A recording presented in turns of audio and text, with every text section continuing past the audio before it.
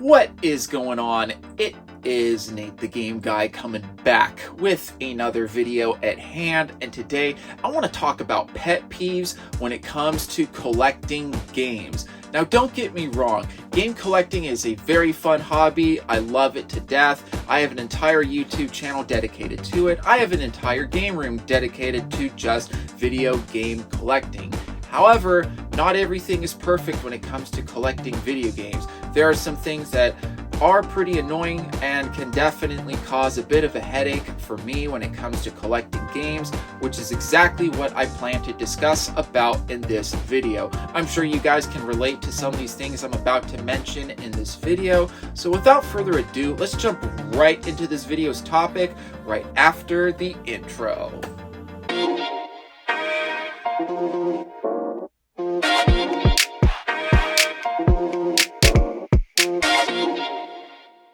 Starting off the list pretty strong when it comes to pet peeves of mine when game collecting are GameStop stickers. I absolutely hate GameStop stickers.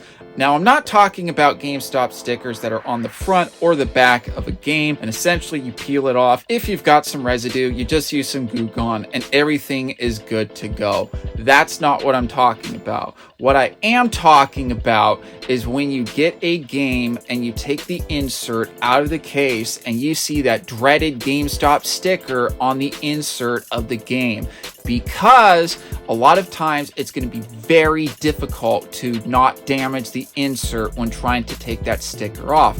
Plus, most of the time you'll see some discoloration on the insert from where the sticker has been for such a long time. Plus, there will be some residue that you can't get off, which is really unfortunate. So when you get a game with a GameStop sticker on the insert, it's basically dead on arrival with having it in mint condition. And it bothers me especially when I see a bundle either locally or online that I purchase. It's got a GameStop sticker kind of like on the spine, and I'm just thinking to myself, oh, okay, it might just be on that little like thing where they keep like the stickers on and not on the insert, because at some point GameStop finally decided to do that.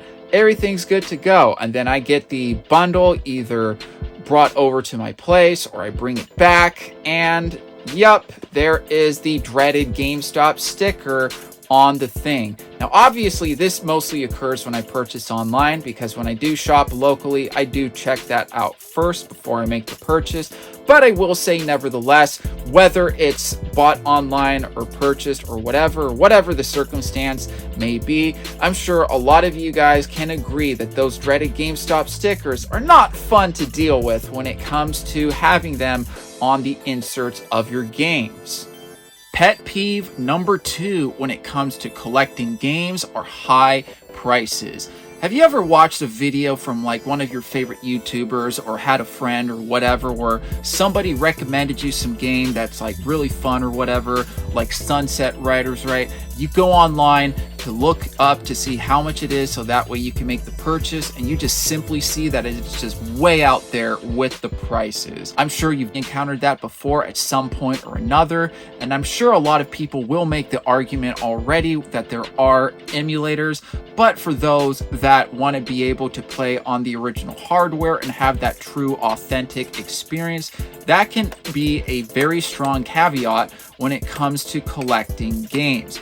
Now, I will say one thing when it comes to high prices in games. I have a video all about on how you can save money and try to get things at a lower cost when it comes to collecting games that I will be linking somewhere for you guys to see. So that way, hopefully that can help a lot of you guys out to hopefully make some purchases of some games that you just simply could not afford from before. But yeah, when it comes to pet peeves of mine, when it comes to collecting games, are the high prices, and I know a lot of people will back me up on just that.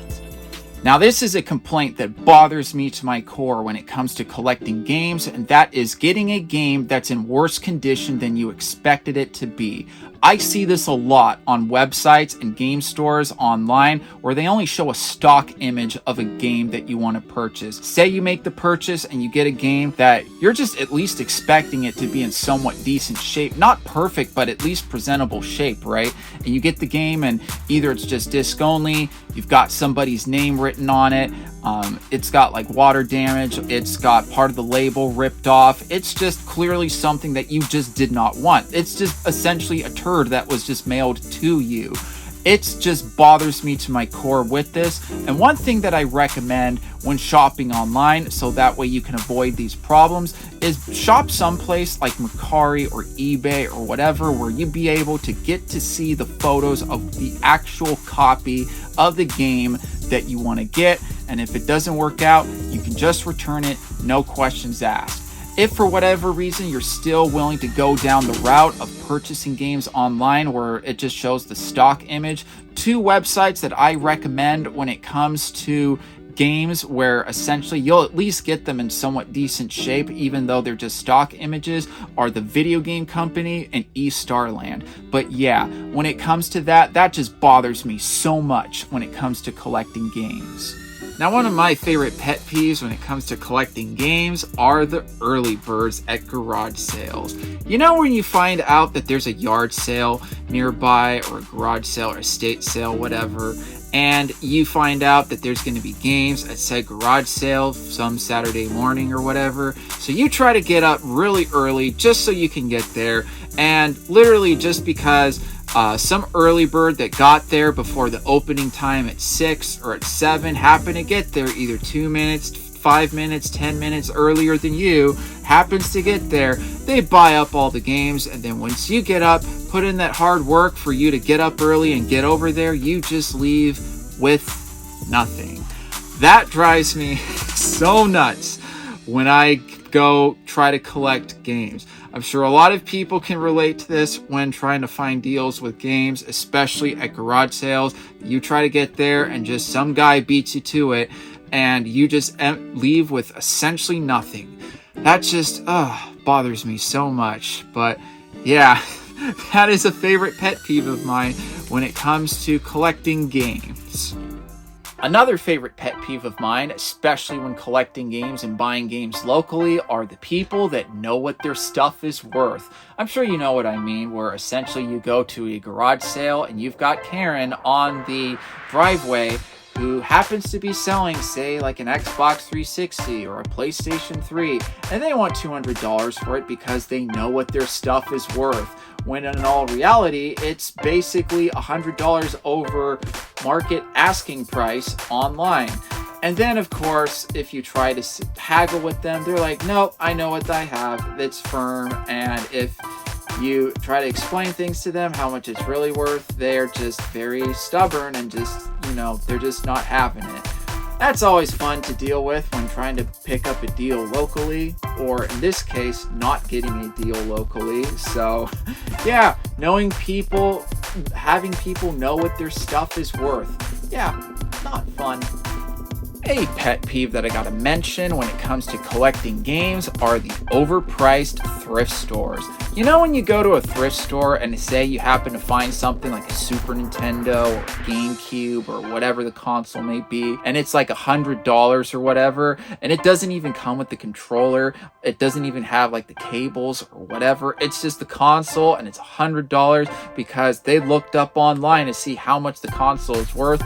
You don't even know if the darn thing is gonna work.